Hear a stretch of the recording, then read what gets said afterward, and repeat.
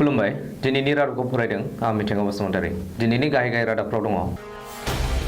असमिया आयदाखौ 10 थाखोसिम कम्पालसारि खालामनायनि हेंथा दुलाराय बर' फरायसा आफादा मिरुनि मन्त्रि रामेश्वर तेलिया क्वारान्टाइनाव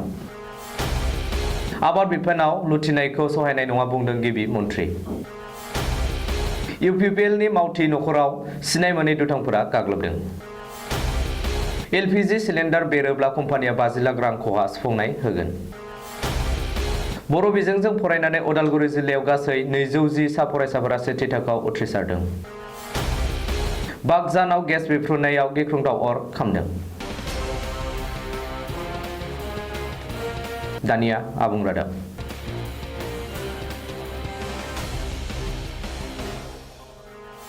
रायजोनि गासैबो सोरखारि आरो बेसरकारि फरायसालिफोराव असमिया आयदाखौ 10 थाखोसिम कम्पालसारि आयदा फोसावनायखौ गोख्रों हेंथा खालामदों दुलाराय बर' फरायसा आफादा मख'नो गोनांदि रायजोनि गासैबो फरायसालियावनो असमिया आयदाखौ 10 थाखोसिम कम्पालसारि आयदा खालामनायनि बागै सोलोंथाइ मन्त्रि डक्टर हिमन्त बिश्व शर्माया रबिबारखालि खौरांगिरि मेल खुंनानै फोसावदोंमोन बबेखानि रायजो सरकारनि बे बिथांखिनि सायाव रायजो बेंगिरियाबो गनायथि होबाय होननानै मिथिनो मोननाय जादों नाथाय एबसुनि नेहाथारि खोरोमदाव वारि आरो सोलोंथाइ नेहाथारि कास्टम बसुमतारी मोना खौरांगिरि मेल खुंनानै सोरखारनि बे बिथांखिखौ गोख्रों हेंथा खालामो आरो बर' बिजोंनि फरायसालिफोराव असमिया आयदाखौ कम्पालसारि खालामनो नाङा होननानै सोलोंथाइ मन्थ्रिखौ खावलायो बबेखानि गोख्रों सोमावसारनायनि गेजेरजोंसो बर' बिजोङा बे थासारियाव दावखोनो हादों होननानै एबसुआ दाबि दैखांदों आरो बर' बिजोंखौ बिमा बाथुलनि नोजोरै नायनो नाङा होननानै सोरखारखौ खावलायदों बेजों लोगोसेनो बर' बिजोंनि फरायसालिफोराव थाबैनो फोरोंगिरि थिसननो आरो थि समावनो फरा बिजाब जगायनो थाखायबो एबसुआ सोरखारखौ नारसिनदों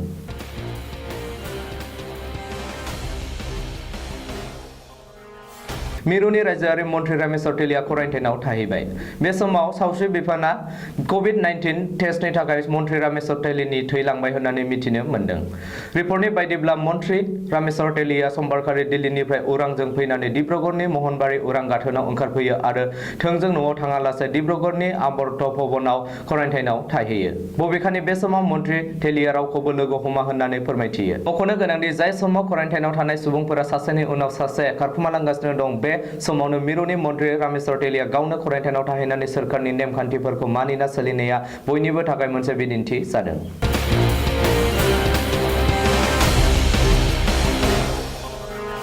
आबाद बिफानाव लुथिनाय आरो जाख्ल'नाय जाथायखौ सहायनाय जानाय नङा गुवाहाटीनि कृषि भवनाव खुंनाय मोनसे मेलाव बे बाथ्राखौ बुंदों गिबि मन्त्रि सर्बानन्द सन'वाला मख'नो गोनांदि 5थि खोन्दोनि लकडाउन सोलिगासिनो थानायनि गेजेरावनो आबाद बिफाननि मोनसे गोनांथार मेलखौ कृषि भवनाव खुंनाय जायो आबादारिफोरनि रांआरि अनसुंथाइनि सायाव गोख्रों नोजोर होनाय गिबि मन्त्रि सर्बानन्द सन'वाला मिरुनि माखासे बिथांखिफोरखौ मावफुंनो थाखाय बिथोन होयो आबादारिफोरनि जेंना सुस्रांनायनि माखासे रड मेप बानायनो आरो गोख्रों हाबा मावनो थाखायबो गिबि मन्त्रिया आबाद बिफानखौ बिथोन होयो ओरैहाय माइनिफ्राय माइरं दिहुननो थाखाय आसामनि मोनफ्रोमबो बियाबफोरावनो सोरखारा गंफा मिल फसंनानै होगोन होननानैबो गिबि मन्थ्रिआ खौरांगिरिफोरनि सिगाङाव बुंदों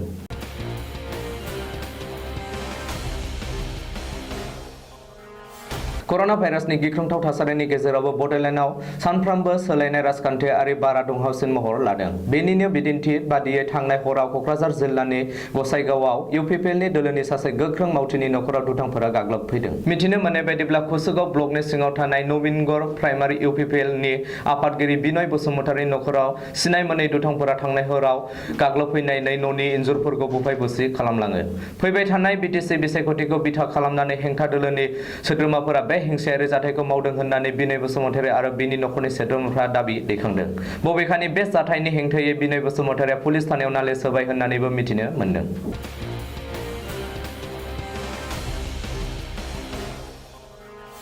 एलपिजि गेस सिलिन्डार बेरनाय जाथायखौ रायजोआव खोनाबाय थायो गेस सिलिन्डार बेरनानै दिनैसिम गोबां सुबुंफोरा जिउ खोमानांबाय नाथाय दानिफ्राय एलपिजि सिलिन्डार बेरोब्ला खहा सुफुंनायनि थाखाय कम्पानिया 50 लाख रां अनसुंथाइ होसिगोन सुलुङाव मिथिनो मोननाय बायदिब्ला सिलिन्डार बेरनानै सुबुंनि जिउ गोमायोब्ला नखरनि सोद्रोमाफोरा कम्पानिनिफ्राय 50 लाख रां मोनगोन आरो जखम जानायफोरा 10 लाख रां मोनगोन बेनि थाखाय रावबो लाइफ इन्सुरेन्स खुलिनो नाङा आरो प्रिमियामबो होनाङा नाथाय गेस सिलिन्डार बेरनाय लोगो लोगो साखाथिनि पुलिस थानायाव खौरां हरनांगोन आरो जाय एजेन्सिनिफ्राय सिलिन्डार लायो बेनोबो खौरां हरनांगोन। बेनि उनाव एफआइआर कपि जाब्रबथायाव जिउ गोमानाय आरो जखम जानायनि गासैबो फोरमानलाइफोरखौ गेस एजेन्सि एबा आनसलिक मावख'आव जमा होनांगोन। गासैबो फोरमानलाइखौ जमा होनायनि उनावनो इन्सुरेन्स कम्पानिया क्लेम खालामनानै खहा सुफुंनायनि अनसुंथाइखौ होगोन। ग्राहकफोरा इन्सुरेन्स कम्पानियाव क्लेम खालामलायनो नांनाय नङा, नाथाय बे खाबुखौ कन्जुमार कास्टमारफ्राल' मोननो हागोन।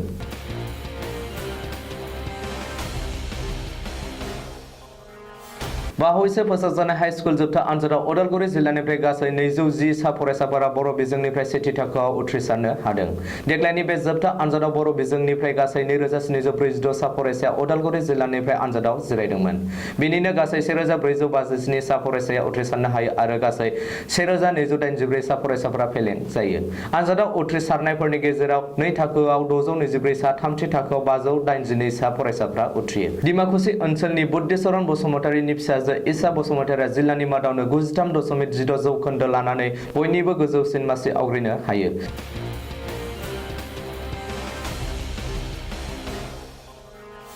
तिनसुकिया जिल्लानि बागजानाव गेस पाइप बेफ्रुनायाव दिनै गिख्रंथाव अर खामदों। सिंगापुरनि स्पेशेल टीमआ नायबिजिरगासिनो थानाय समावनो बे अर खामनाय जाथाया जादों होननानै मिथिनो हादों। गेस पाइप बेफ्रुनायनि उनावनो जेंनायाव गोग्लैनाय साखाथि-फाखाथि ओनसोलनि सरासनस्रा रायजोफोरा बे अर खामनायनि उनाव बांसिनै गिखांदों। बबेखानि बे समाव साखाथि-फाखाथि ओनसोलनि रायजोफोरखौ गुबुन रैखाथि गोनां जायगायाव दोनहैनो बिथोन होनायबो जाबाय। मख'नो गोनांदि गेस बेफ्रुनाय जाथायखौ नायबिजिरनो आरो रिपेयारिं खालामनो थाखाय सिंगापुरनिफ्राय फैनाय स्पेशेल टीमआ समबारखालि आसामाव सफैयो आरो खौरां लाफैयो। बेनि उनावनो दिनै बे जाथायनि जाहोनखौ नायबिजिरगासिनो थानाय समावनो बे गिख्रंथाव अर खामनाय जाथाया जायो।